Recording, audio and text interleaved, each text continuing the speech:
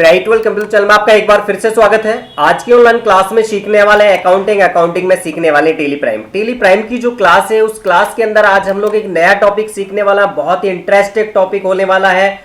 और आज के टॉपिक का जो टॉपिक है वो रहेगा ड्यूटी एंड टैक्सेस, या मैं कह सकता हूं कि जो हमारा जो जीएसटी का जो अमाउंट होता है उस जीएसटी के जो अमाउंट है उस जीएसटी के अमाउंट को यदि हम लोग पेमेंट करना चाहते हैं, हम चाहते हैं कि जीएसटी का जो टॉपिक है उस टॉपिक में जीएसटी जो हमारा बन रहा है या हम लोगों का उस जीएसटी को हम डिपार्टमेंट को पे करना चाहते हैं, तो जीएसटी की एंट्री किस प्रकार से होगी। आज का जो टॉपिक है वो रहेगा जीएसटी एडजस्टमेंट एंट्री, भी उसे बोल सकते हैं GST adjustment entry in Tally Prime, या GST payable GST payment entry हो सकती है, या इनपुट आउटपुट जीएसटी हो सकता है। अब ये किसी भी तरीके से आपसे बोला जाए, इसका मतलब ये होगा कि कंपनी में जो जीएसटी का जो बना हुआ है या जीएसटी जो टैक्स बन रहा है उस टैक्स को किस तरीके से डिपार्टमेंट के लिए पेमेंट करते हैं, और पेमेंट करने के बाद में उसकी पेमेंट की एंट्री टेली में किस तरीके से की जाती है, वो आज का टॉपिक है। और डायरेक्ट करना चाहते हैं हम लोग उसमें, तो आज का टॉपिक किस तरीके से होगा। यहाँ पे आप देख रहे हैं एक ड्यूटी एंड टैक्सेस है जिसमें 5,400 रुपए का टैक्स बना हुआ है, और एंटर करेंगे तो हमारे पास यहाँ देखेंगे हम सीजीएसटी यहाँ पे है 1350, देन आईजीएसटी यहाँ बन रहा है 2700 रुपये, और एसडीएसटी बन रहा है यहाँ 1350। अब ये जो आपकी कंपनी है उस वाली में ये अमाउंट बनेगा या नहीं बनेगा वो मैं आपको समझाने के लिए आपसे रिक्वेस्ट करूंगा। आगे जब चलूंगा तो आपसे रिक्वेस्ट करूंगा कि जो मैंने टेली प्राइम की क्लास आपको पढ़ाई हुई है उनमें से 86, 87, 88 और 89 नंबर की जो क्लास हैं, 86, 87, 88 और 89 नंबर की क्लास आप देखेंगे और प्रैक्टिकल करेंगे जीएसटी का, तब ही ये यहाँ पे अमाउंट कुछ ना कुछ अमाउंट यहाँ दिखाई देगा। अगर वो टॉपिक जीएसटी संबंधित सेल परचेज की एंट्री नहीं करेंगे तो यहाँ कोई भी अमाउंट दिखाई नहीं देगा। इसलिए आपसे रिक्वेस्ट है कि यूट्यूब चैनल पर जाएं और लिखे ब्राइट वर्ल्ड कंप्यूटर इंस्टीट्यूट, और ब्राइट वर्ल्ड कंप्यूटर इंस्टीट्यूट लिखने के बाद में वहाँ पे आप टेली प्राइम की लिस्ट में चले जाएं। टेली प्राइम की 86, 87, 88, 89 नंबर की जो क्लास है वो देख ले, और मैं आगे समझाने वाला हूँ। चलिए आज का टॉपिक स्टार्ट करते हैं। स्टार्ट करने से पहले रिक्वेस्ट है, यदि यूट्यूब चैनल पर फर्स्ट टाइम आए हैं और ये डायरेक्ट ये क्लास कर रहे हो तो आपसे रिक्वेस्ट है यूट्यूब चैनल पर जाएं और चैनल को सब्सक्राइब करें। आज की क्लास के लिए सबसे पहले काम करना है, यूट्यूब चैनल के आपको कंप्यूटर के डेस्कटॉप स्क्रीन पे आना है। आने के बाद में टेली प्राइम का सॉफ्टवेयर है जो आइकन, उस पर डबल क्लिक करके चालू कर लेना और कंपनी इस तरीके से चालू हो जाएगी। चालू होने के बाद टेली सॉफ्टवेयर में नेम ऑफ कंपनी में कंपनी का नेम आ जाएगा। मान लेते हैं आप फर्स्ट टाइम एक क्लास देख रहे हैं और डायरेक्ट आप चाहते हो कि टेली प्राइम की आज के टॉपिक को समझ पाए, तो आपसे रिक्वेस्ट है कि यूट्यूब चैनल पर लिख लें bright world computer institute, enter करके क्लिक करें और टेली प्राइम की क्लास में चले जाएं। वहां पे 1, 2, 3, 4, 5 क्लास देख लें, जिससे आपको टेली प्राइम का सॉफ्टवेयर डाउनलोड करना है, इंस्टॉल करना and company banana, search select करना समझ में आ जाएगा। जैसे सॉफ्टवेयर आ जाएगा उसे चालू कर लोगे, कंपनी बना लोगे तो नेम ऑफ कंपनी में आपकी कंपनी का नेम आ जाएगा।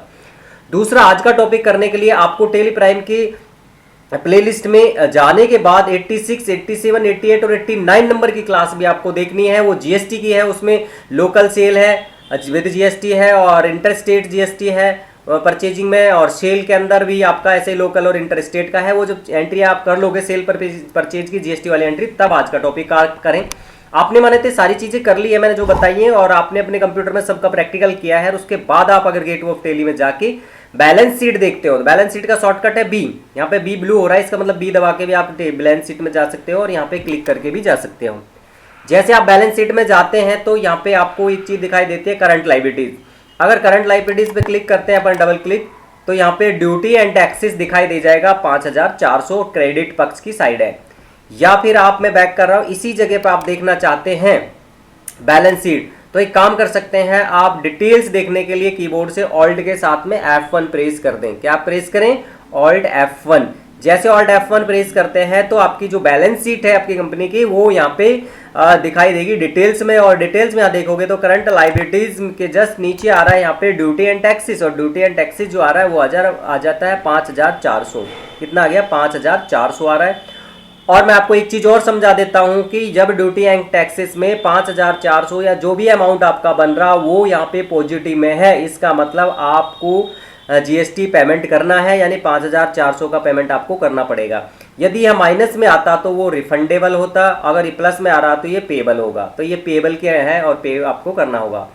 दूसरा, अगर आप इसको आगे बढ़ के एंटर करके देखते हो तो ये यहाँ पे दिखाई देंगे इस तरीके से SGST CGST आपका आ रहा है और क्रेडिट पक्ष में 1350 है।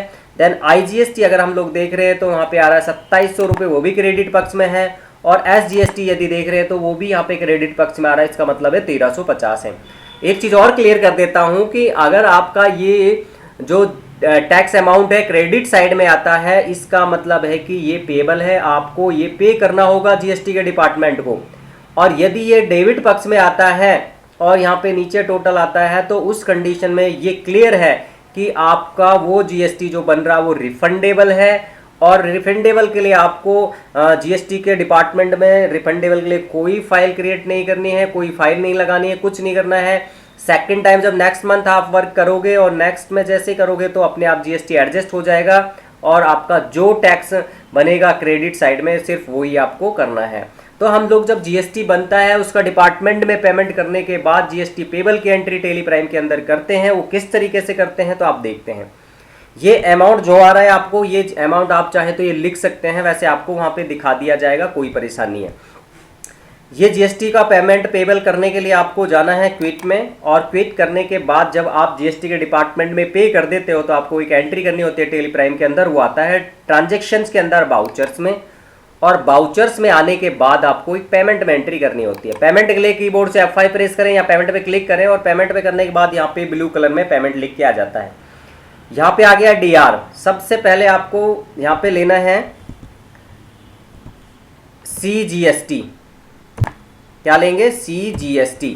ठीक है, CGST जैसे यहाँ पे लिया अपन ने तो यहाँ से चूज किया। CGST का जो अमाउंट है नीचे जस्ट नीचे दिखाई देता है करंट बैलेंस, ये आ रहा 1350। तो आपको यहाँ 1350 रुपये अमाउंट देना है।